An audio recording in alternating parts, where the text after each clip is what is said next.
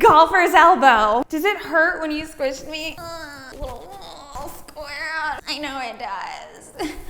But you're not the only one it's hurting. I've been lost, abandoned, neglected, pushed to the side, never to be touched again. Maybe you can't squish me because you have golfer's elbow, but don't worry. Today, I'm gonna show you one exercise that is going to change your life. Cut. That's actually Adrian's line, but thank you. We're all set. Oh.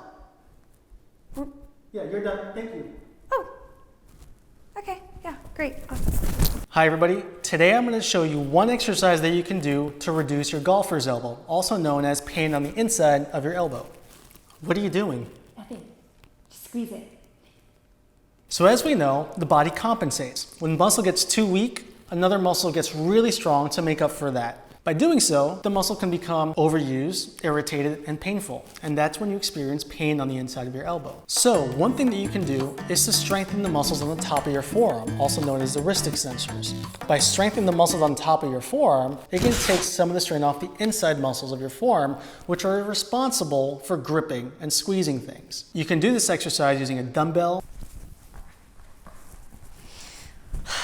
It's just not the same. Or a resistance band. No, it's just not the same. Looks like that muscle's getting nice and strong. Looks like you could give a really good squeeze. So, by strengthening the muscles on top of your forearm, it can take some of the pain away from your golfer's elbow. And that's how you get rid of golfer's elbow.